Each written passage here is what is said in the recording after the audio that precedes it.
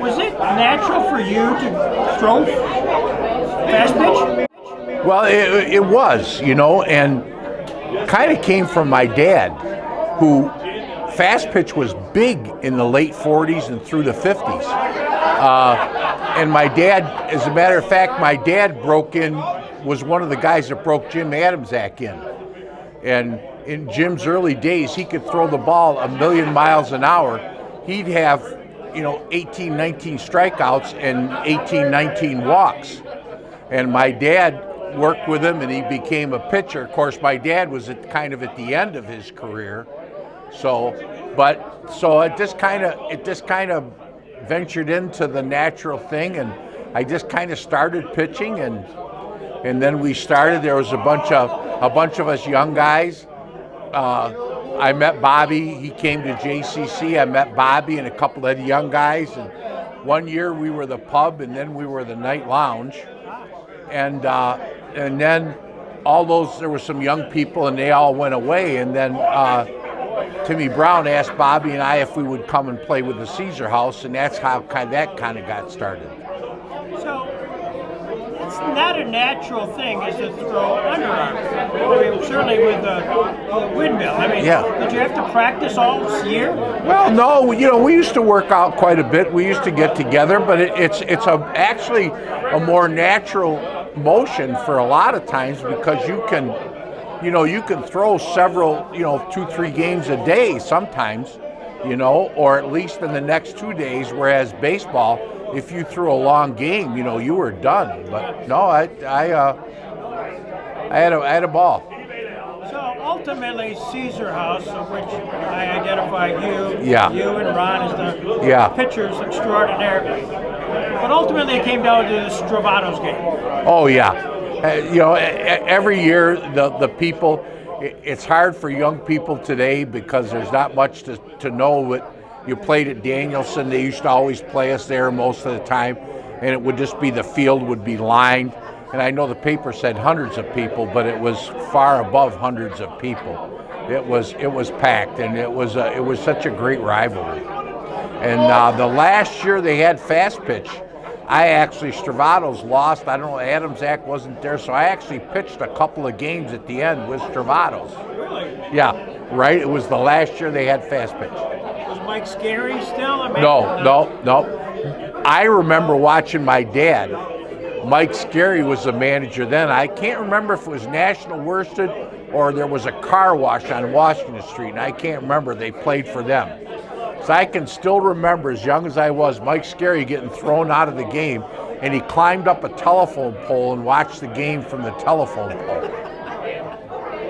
Well, it was always funny for me. I lived at Allen Park. Yeah. So I watched the games that were up there, and only occasionally, it'd be Stravatos or Caesar, just to see these guys play. But there would always be Mike in a uniform. Oh yeah. I mean, just with the look. Oh God, yes.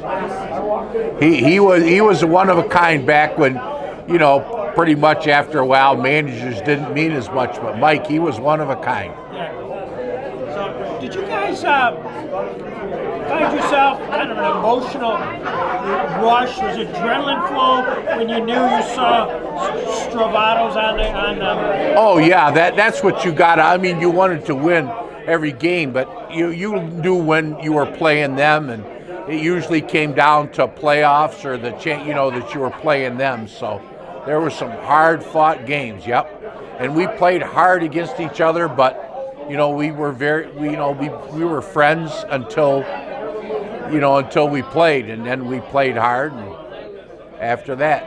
Was there a guy or two on Stravatos that, as you're kind of getting towards the end of the inning, end of the game, you say, I hope he's not up when it's meaningful? I'll tell you who was one of the tougher guys to face was Lefty Spetz. Lefty was a left-hander, and he crowded the plate, and he made you difficult, to throw inside, and he made it tough on you. He was a smart player. Probably the peskiest one was George Parsons, the peskiest one. And the other one, it was funny. It wasn't with Stravatos, but Tommy Phillips. played with the Alibi at the time. Of course, Tommy and I coached together. We were best friends. No matter what I did, I could not get him out. I could get anybody else out. I'd fool him on a pitch, and he'd bloop it over the first baseman's head for a base hit. It got to be kind of funny because no matter what I did, I just could not get Tommy out.